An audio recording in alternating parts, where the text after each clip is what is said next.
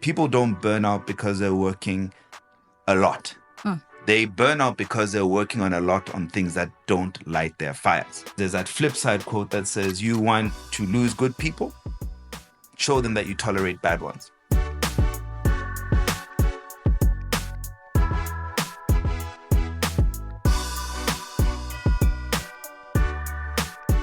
Welcome to Earnings Unleashed, a podcast powered by Floatpays. My name is Andisa Liba. I am going to be the host and the conversation convener for the series.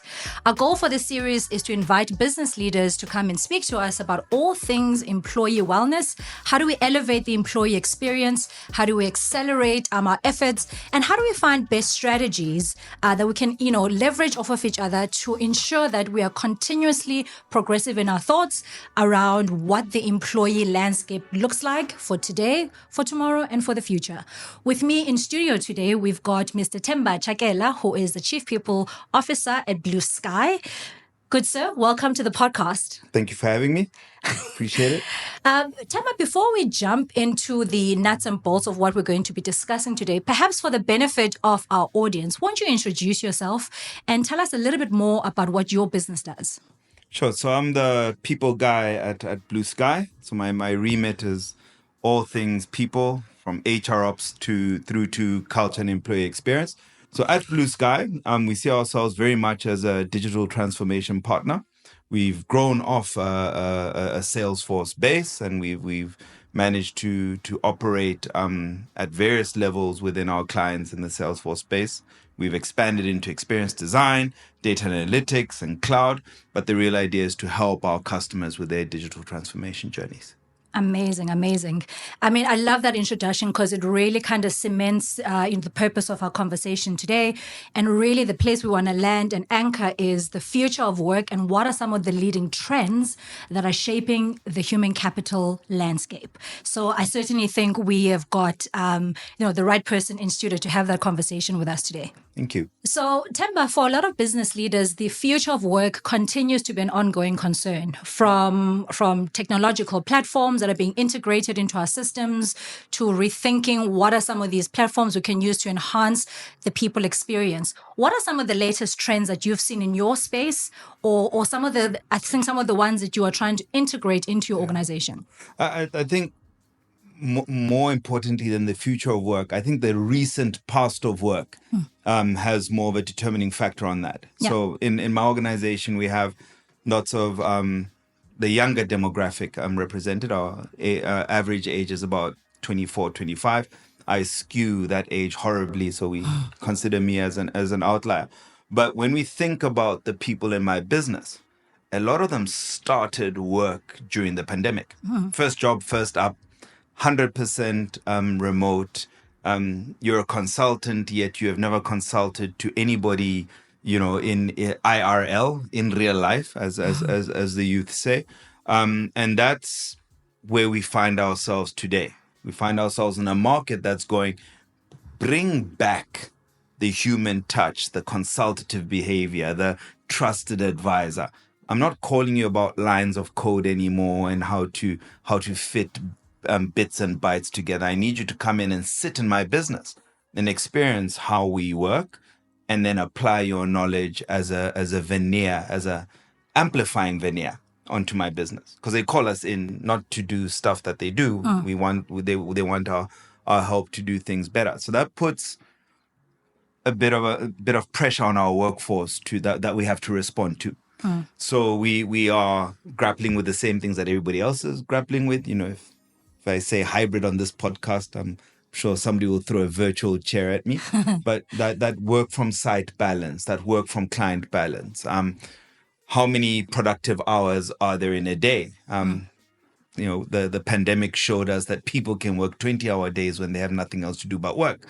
And it was more as a result of needing an outlet for all this pent-up energy that we had sitting indoors all the time. So we sat behind our laptops and tried to approximate the 2019 world of work, which is long gone. So I think what we are faced with now is trying to decipher what does the ever evolving normal, right? Because new normal is gone, right? But the ever evolving normal, what does that look like, and what does it mean for the people who are our clients as HR practitioners. Yeah. And speaking of hybrid, because I really want to stay with what you've just said, because I think it really leads quite nicely to, I guess, the next conundrum. I think a lot of business leaders are struggling with and wrestling with, and that is, how do you continue to introduce or rather maintain key initiatives that help to strike the balance between a thriving workforce alongside with commercial deliverables in that hybrid space, because of course we know that humans are social animals, right? Like we have an innate need to want to be together, to congregate together, and yet we're still trying to find the balance and appease for those who aren't so social, right? Who are quite happy to work behind their screen in the comfort of their own home. So I mean, how does a leader then balance that? Because it is an important balance to ensure that the pendulum swings in the right direction. Absolutely. And a big part of what we do is to make sure that the pendulum doesn't just stick on one side, right? So as practitioners, we have to become comfortable with the oscillating nature of work, which previously was like, look, you're at the office 9 to 5. There's even that song about it. Yeah. And that was work. Now it's like 9 to 5 and then maybe 9 to 10. And then because I did 9 to 10, I can actually start at 11 the next day. But I also, it's contextually dependent and industry dependent. I think you and I were at an HR exec dinner the other night, and one of our peers who works in the cement business just said, guys, like for me, this is not a conundrum. You can't pack cement at home. And some of our retail colleagues were talking about specific roles in their business, like the shelves don't pack themselves remotely. Right. And as a result, they have used the momentum created by the revenue generating roles in their business to dictate the pace for the rest of the business. And I envy them of that a little bit. I technically work in a business where if you have a laptop, brains, and Wi-Fi, like that, wherever you are can be an office, which then means you lose out of the things that make us social human beings. So we when we started the hybrid journey, so I wrote on the whiteboard at the office, work from home is dead, long live hybrid. Because we needed to send the message out that you're coming back to the office for some things. And we put up 3 C's. It's to cook, collaborate, and commiserate. Yeah, so I love that. So that was the original rallying call. And, millennials will humble you.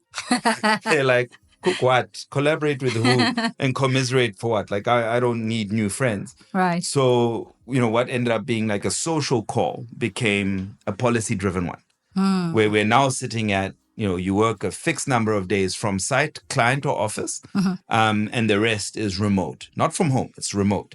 And that's the balance that we're trying to strive now. And the data points, and this is where, millennials will test you. So when they ask you, come into the office for what?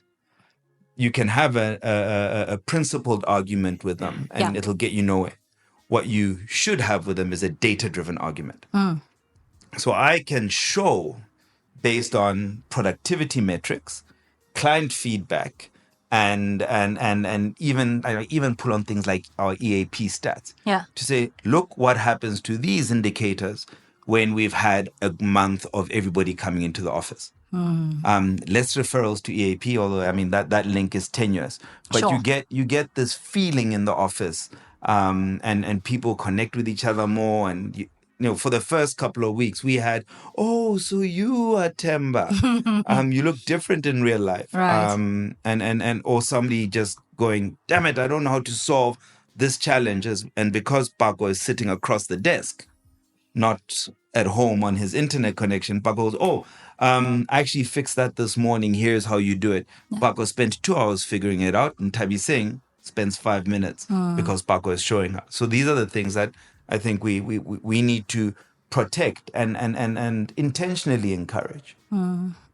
I love that, and I think I love that example because I think it brings me to my next question, and particularly in a lot of businesses now, right? Like you're seeing the shift with all of us having multi-generational workforces with very different expectations of what the work environment needs to look like, or what it needs to feel like. And in fact, you alluded to it earlier that a lot of your youngsters started out virtually, where those of us who have been mid-career hires, we were, institutionalized to believe that the construct of work takes a certain shape and feel. How do we then, as leaders, manage these very, very vastly different expectations between, these multi-generational workforce?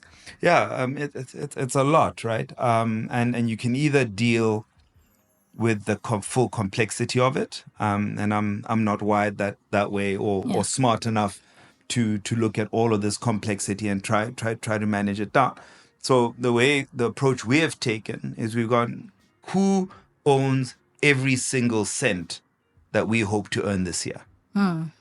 It's our clients. Yeah. What do they want? So when our biggest client says, we're back full time in the office, it would be nice to see you guys around, we understand that that's a nice, not so subtle hint that they expect to see people with BluSky hoodies in their environment. They expect to walk to somebody at a desk, not phone them on Teams. And we align our workforce that way. What we don't want to end up is having, Themba sitting at a client site, phone in the office going, guys, I'm the only one here. Nobody at the client is here. They're all working remotely. But because of your work from site policy, I don't want to get sanctioned for not doing it. So I'm just going to hang out here. Me and Bravose at the gate, who's the gentleman who manages safety. I hear 5 days a week or 3 days a week. So we've tried to align it that way. And the one thing that we can all agree on, racial demographics, where you sit in the chronological order of age, is that we're in business to unlock value for our clients. Right. And our clients generally know the best way to get that done in their environments. We're applying capability and capacity to help them out. So that's how we've tried to simplify it.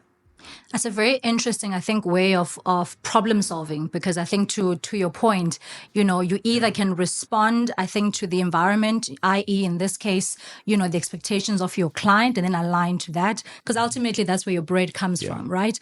Or you can then kind of try and argue the semantics of it. Earlier you alluded to, to policy making as it relates to hybrid. How have you ensured that you've maintained the spirit of the culture whilst also simultaneously instituting a policy? Because I think also, the implementation of policy, and when you have to roll it out, it can get a bit sticky. So, without it being a stick and carrot, argument, how do you seamlessly take people on the journey as part of that policy making in how the organization is evolving? Yeah. So I guess first up, the only people that don't see policy as stick are probably the people that enjoy writing policy. So by the time you have to put something down on paper, you would have hoped that you have nudged. There've been a series of gentle nudges that have either succeeded or failed. But now you need. So I use policy to make the company position unequivocally clear. So nobody can argue with what the company position is. So that's the framework and the guardrails. What you then need to do is that square is never empty. That's where the spirit of the policy and common sense need to apply. So you know that you're falling afoul of policy if you aren't working 3 days a week from a client site or an office site.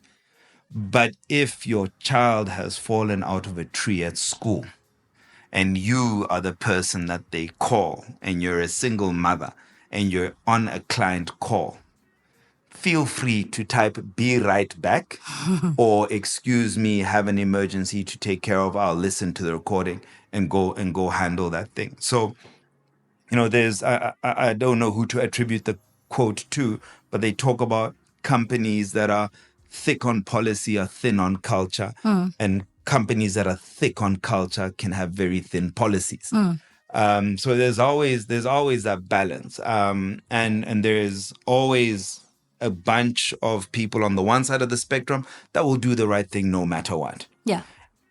Unfortunately, their nasty cousins live on the other side of the spectrum, and there's people that will not do the right thing, regardless of whether you put it in policy or offer popcorn at the office.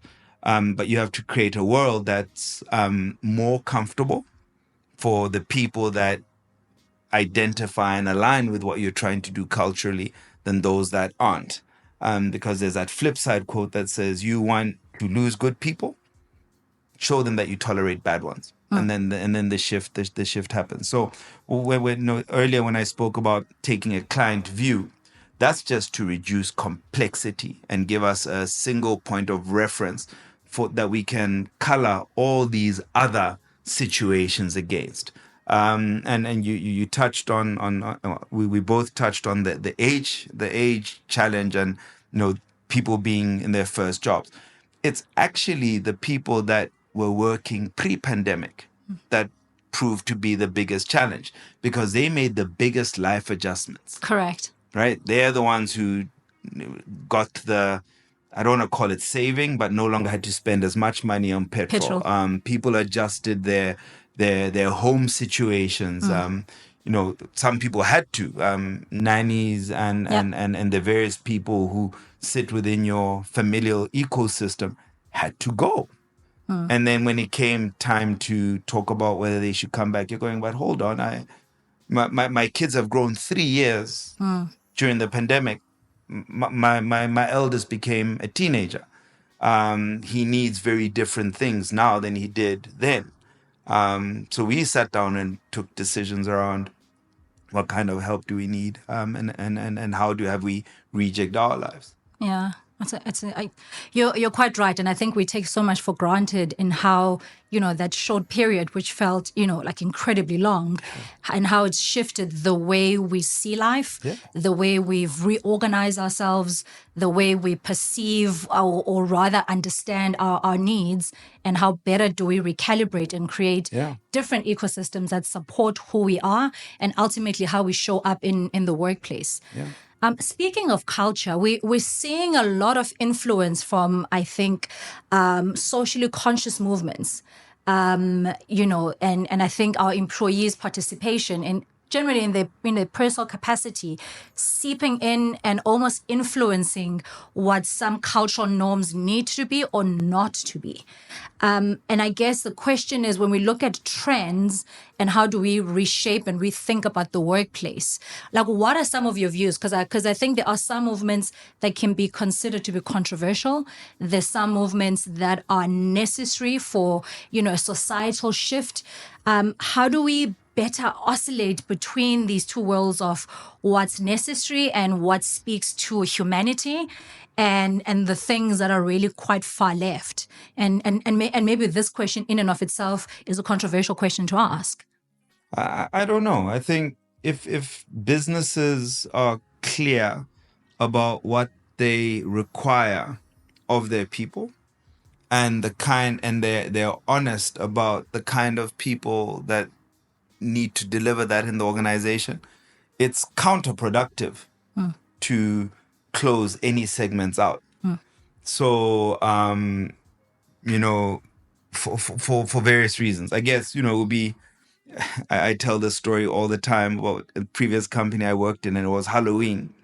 And one of the developers came in wearing the full Scream outfit, right, including a bloody knife next to his desk, and he was typing. And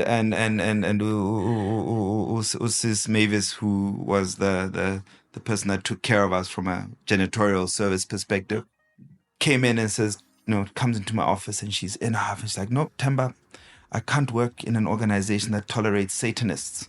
I won't do it. I'm a Christian woman. My beliefs, I can't have somebody that worships the devil sitting in these offices." I'm like, "What do you mean?" And she goes, "No, upstairs, somebody's sitting in a black robe with a mask on. That's Satan." and I'm like, wait, you know what day it is today? She goes, what day is it? I'm like, it's the 31st of October. So she goes, so what?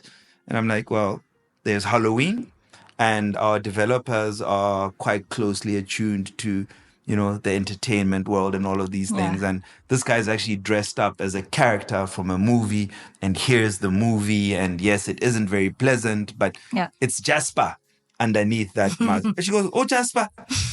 Oh, okay. He's such a nice young man. Those are the things you deal with. What you need to be clear about are, I think, the beliefs and behaviors that are amplifying and tolerated with the organization, and the ones that aren't.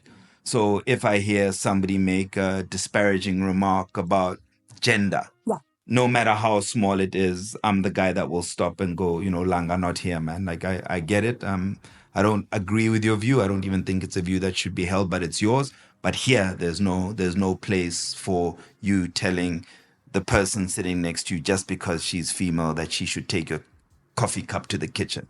That's not going to work. And in fact, for the rest of the week, you'll be taking everybody's coffee cups to the kitchen because I'm executively saying so. Right.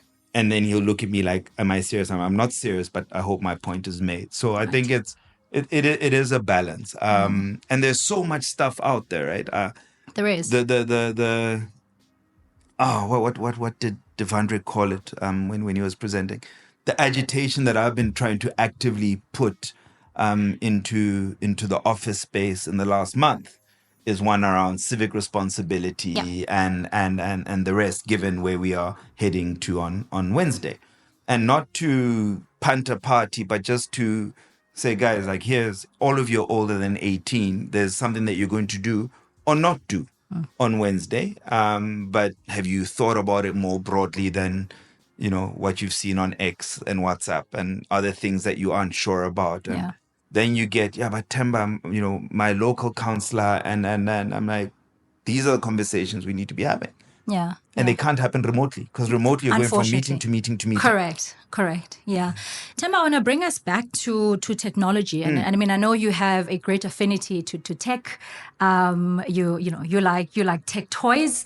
How do you find that for you as a leader? How do you better align your leadership, style against the backdrop of technology? Because we're seeing such a massive surge of tech platforms, and I don't know about you, my LinkedIn email is littered, with platforms that are mushrooming up every day.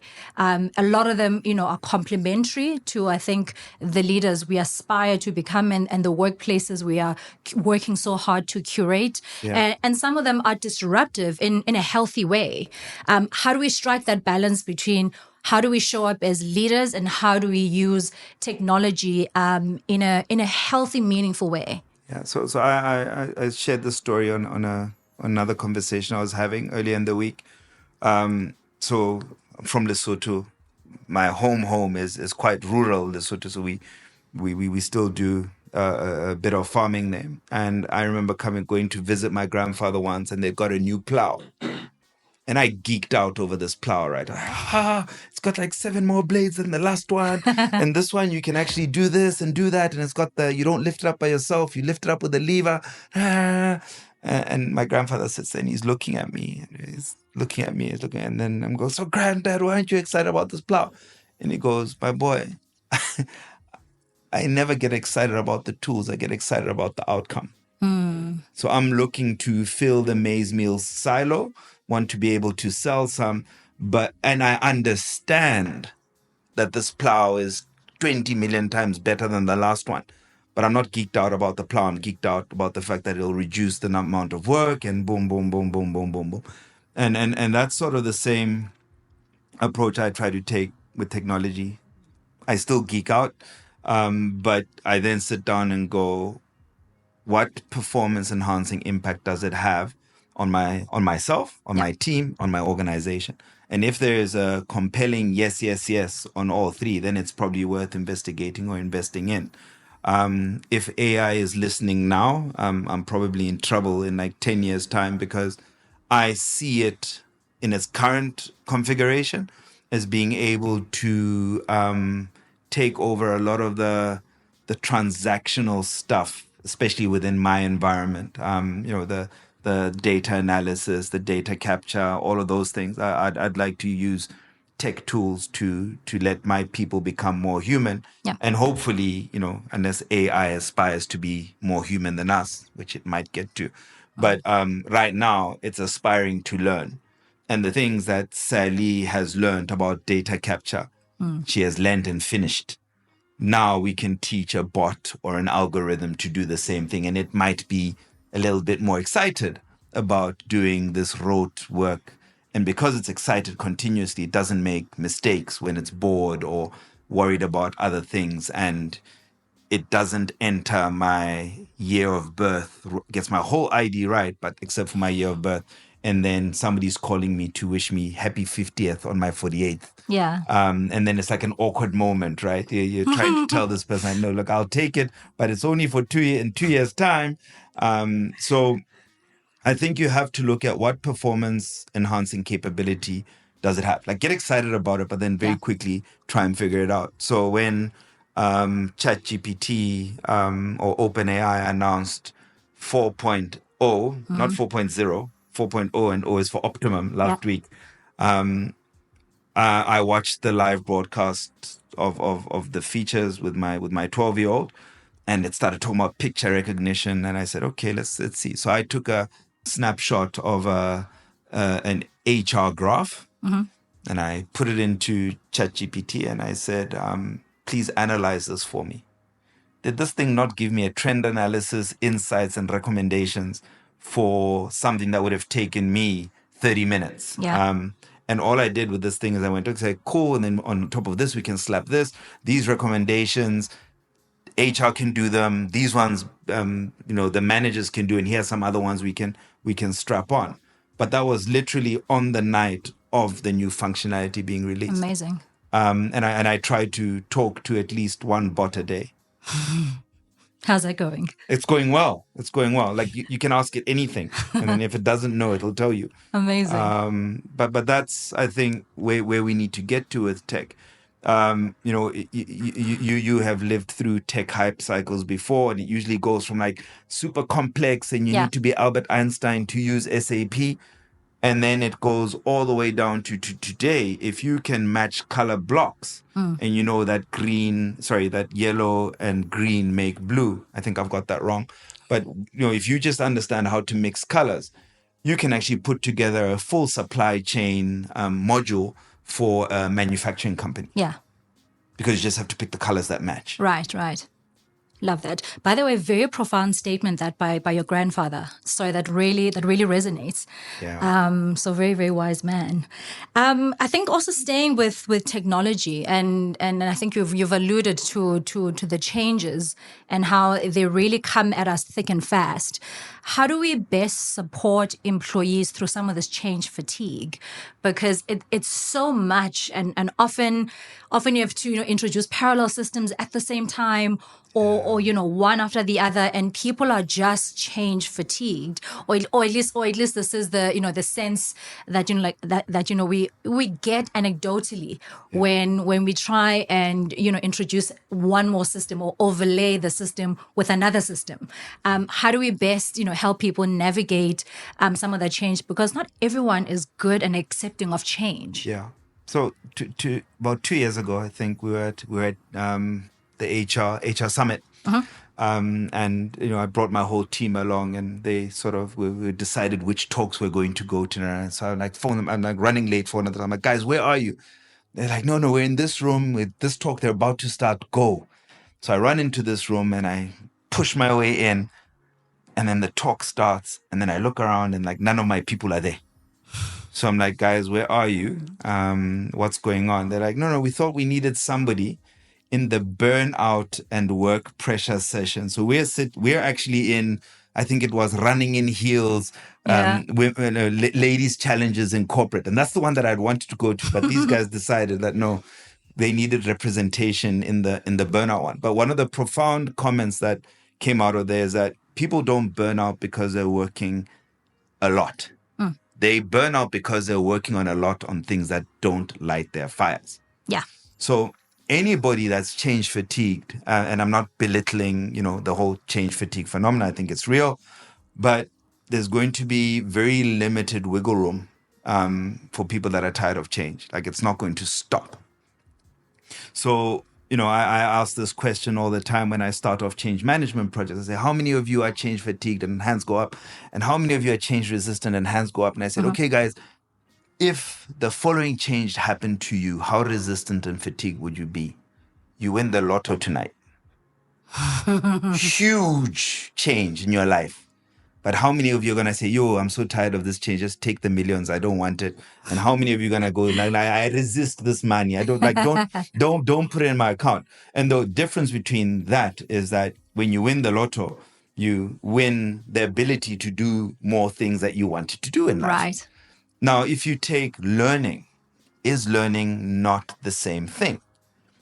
You are learning things that allow you to do more things in the world of work that you're in, putting you in a better position to be competitive. You can go down paths that you never thought possible.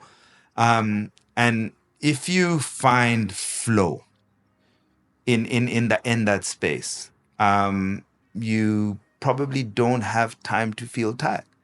So the last time you were in flow, you started doing something, and then you started doing it at 8 o'clock, and then you look up and it's 1 a.m.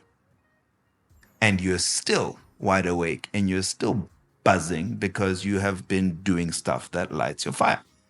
Now give me 20 spreadsheets and you'll see the reverse of flow. So I think organizations have to do more work in positioning people in the right lane of their businesses. Because there are people that don't deal well with constant change.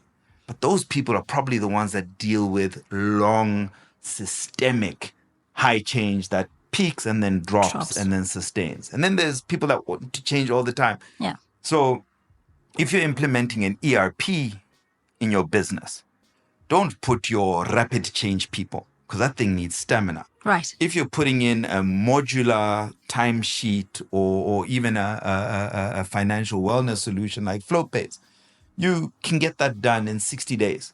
Put your bright-eyed, bushy-tailed rabbits on it, and they'll get it and they'll get it done. They are not the people to sustain it. You'll need some super users and support because they want to move on to the next thing. So I think from a change perspective, unfortunately, change is, or fortunately, because it's a big reason why I have a job, change is going to be a constant. I tell the guys at the office, like, 3 things are constant, right? Death, taxes, and change. And all 3 are equally unavoidable. And hopefully one happens much later. Yeah. I'd rather live through 1 million tax cycles than, face the prospect of not being alive tomorrow. Yeah. But you need to, I think organizations and leaders need to identify those people in their team. So if you haven't sat down and thought deeply about what are the strengths and development areas of my team and how do I position them, yes, they must work on their development areas. But guys, Themba Chakela is never going to become passionate about Excel. Ever. Ever, ever, ever. You can send me, you can get Bill Gates to tutor me. I won't love that piece of tech the same way I naturally move towards PowerPoint. Yeah. Because I'm visual, I'm expressive, broad strokes. So on my team, I have somebody that's as excited about Excel and detail as I am about broad strokes and PowerPoint. And when we are together, that's when the magic happens. Magic, absolutely, absolutely. I guess last question from me, Themba. We're seeing in recent years the symbiotic relationship between technology and wellness. And perhaps through the lens of my experience and the work that we do, financial wellness. What are some of your views around, I think, what this relationship needs to look like or maybe evolve into outside of the traditional norms that have been, part and parcel of, of the workspace? Yeah, it's time, hey? Like my responsibility ends at paying you a salary, which was, probably what my parents lived through. And then, when I started working in my distant youth, 2000 was 24 years ago. It's scary. But there it was, you get a salary and benefits like Provident Fund and medical aid, right? It'll always grow and become more. And I think that the responsibility is greater. And I don't know if it's a South African thing, but the amount of explaining of simple things relating to money that organizations do now with the I guess the younger demographics coming in. And then look, I can't speak for all demographics, right? Sure. But I'm sure it'll differ from institution to institution or life experience. But I'd never done a family budget until I had a family. And I shouldn't be learning how to do a family budget when I have a family. I should be doing that prior. Without the pressures of a family. You hear it. I mean, and this is why, again, I love millennials. Like one of our guys walks up to our CFO and asks him to help him with his tax form. I'm like, in my day, like that's not a CFO question. But to his credit, our CFO treated that question with the same seriousness and respect as if he had been asked for a 5-year forecast on one of our business units by our CEO. And the young man that had asked the question felt that he had got a great answer. And 2 days later, I hear him explaining the same thing to one of his peers. So I do think the responsibility I have, as an HR practitioner, I have to be aware of solutions like Floatpays. I have to understand that ecosystem. I have to understand what it means to what it would mean to my employee base. I possibly may have a duty to also push those things into the organization. But we had you don't want to be talking about benefits and medical aid on the other side of an accident that's just happened, right? And that's usually where these things go wrong. So maybe the duty on employers and HR practitioners specifically is to think about the things that can go wrong, have the conversations about those things going wrong before they go wrong. So at the very worst, if something goes wrong that they could have done something about and they did nothing, at least they know that they could have done something. Right. Well, Themba, thank you so much for your time and I think for having the conversation with us.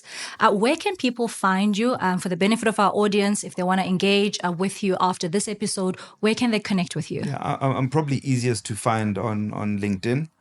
Themba Chakela is my handle.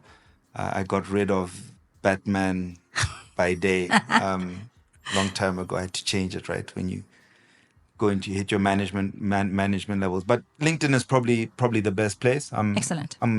Don't use any other handle than my first name and surname anywhere else. So there's the other socials, but I keep those social. So if you want to know how my mountain biking and basketball is going, there is Instagram for that. Right. We've been curating content for our kids for the last 18 years on Facebook. So that's largely for them. But yeah, all my professional stuff sits on LinkedIn, largely. Amazing. Well, again, thank you for your time. And that's it from us.